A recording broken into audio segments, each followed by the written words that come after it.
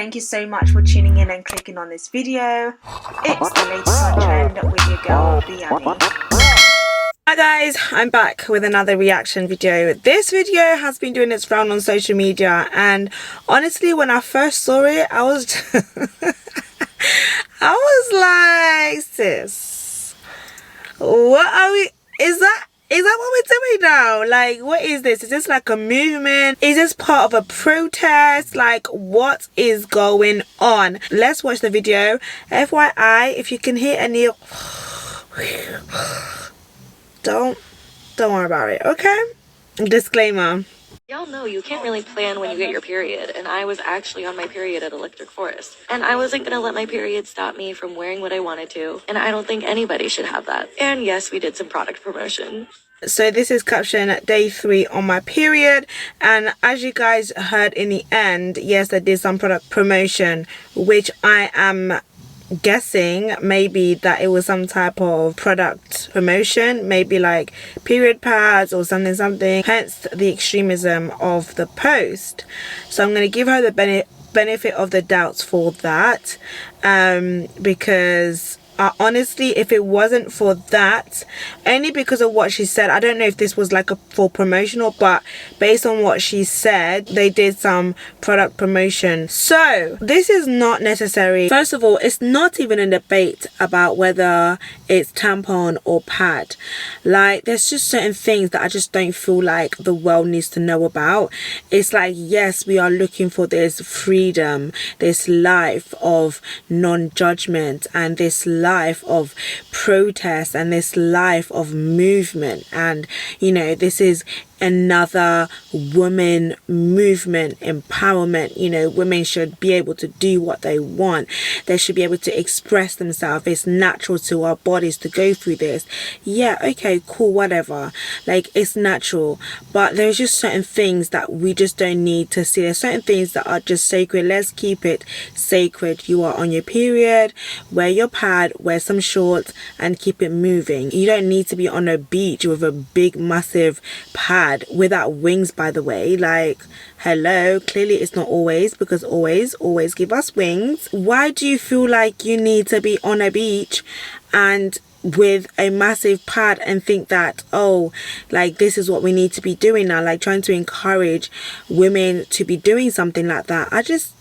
It's just gross. It's gross, it's unnecessary, and it just screams to me, let me go viral, clout. Like, that's what it's screaming to me. Like, we don't need, like, is this what we're going to be seeing on the fashion runways now? Like, is this, what is the intention behind it? Like, there are other ways to give women that freedom, that taking ownership of our bodies and sending out that message, than being on the beach with your pants and your pads, like, on show. Like, what the hell? I just don't see anything empowering about this. Let your body do what it needs to do. Like, let it run through its course, let it clean itself out. Go through your time, like, go through your moment. Like, you don't need to be, not everything needs to be put on social media, please. By the way, not everything does, and the message that you're trying to send out is not channeling through. Like, the interpretation, the understanding, there's a breakdown in that translation and in that communication, because I personally don't know what is the reason. Like, what was the reason? What was actually the reason?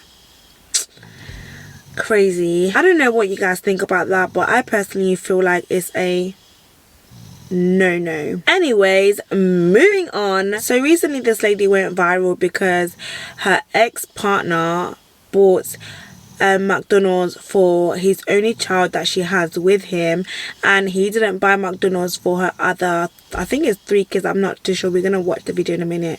So the lady has now responded, and it was quite interesting because her response is rather interesting. But let me know what you think about this. Let's quickly hear what she had to say. So the whole world is basically bashing me right now because I'm the baby mama who was upset at her baby daddy because he only decided to give his child McDonald's and not the rest of my other 3 kids. I have 4 kids. You knew the situation when you dated me. Our child is the youngest child. So keep that in mind before y'all make me the villain. That means all my other kids knew him. He was buying the McDonald's when we were together. My kids have to go through a transition of our breakup as well. Like, yeah, me and you broke up, but my kids got to feel it too. So now my kids have to see only one of their siblings get McDonald's and not the rest of them. And they know it's coming from you because, of course, like me and you used to be together. They used to see you. You used to do it for them. But now you don't want to do that for them anymore. Like, to me, that's petty. That's petty. Like, it's not fair. Like, you're not finna give one child McDonald's and not all the other kids McDonald's. Like, I'm not going. And then on top of that, you mean to tell me you can dib and dab and want to do it sometimes, but yet you can't feed all my other kids McDonald's though?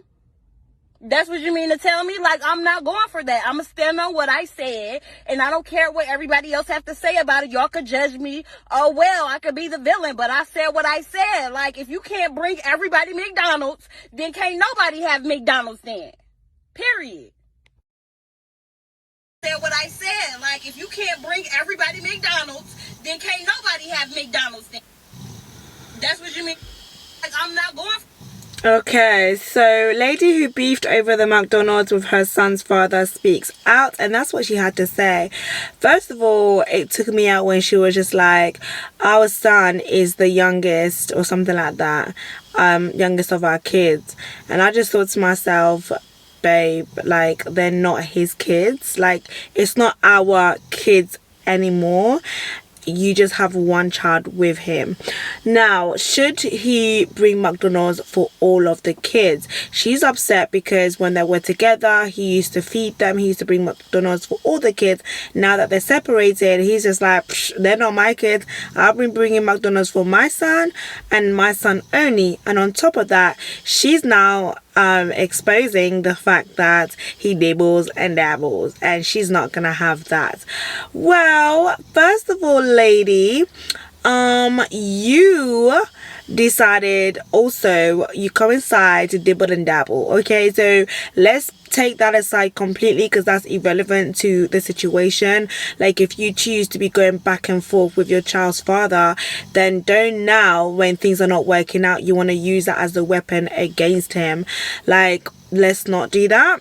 Let's put that to the side and focus on the main issue, which is, I mean, at this point, we don't actually know what the root issue is. It's obviously something deeper than, like, him not bringing McDonald's for your other kids. Like, is it that you are struggling financially and you have an expectation, like, you want somebody to look after the kids? Like, where are the other, like, where's the other dads? Like, are they not involved, and you don't want your other kids to feel left out? Like, you had a high expectation of him filling that gap, and now he's saying that he doesn't want to do that, and that is what is causing you the pain. Like, let's identify what the issue really is, because I don't think that it's the McDonald's, because then you would have just, when he brings McDonald's for his son, and it wasn't an issue, like, you could have just Ubered a McDonald's, or like you could have just ordered McDonald's for your other kids, so that everybody is eating McDonald's. Like, during your communication, he probably say, oh, hey, I'm gonna bring food, or depending on what you guys' communication is like, it would have been nice maybe to be like, oh, I'm gonna bring McDonald's for Ray Ray, let's call him Ray Ray. I'm gonna bring McDonald's for Ray Ray. Oh, okay, you gonna bring McDonald's for Ray Ray, that's cool, fine. So let me ahead of time order McDonald's so that all the kids have McDonald's, instead of making it an issue that he's not bringing McDonald's for the other kids that are not his. I don't know, like, I'm just a bit like, what is the problem? Like, I just feel like he doesn't need to. And then she's saying that they are dealing with the transition of the breakup. Okay, but you put them through that transition. Like, obviously there's context to everything, so we don't know how long they were dating for, at what point she introduced him to the kids.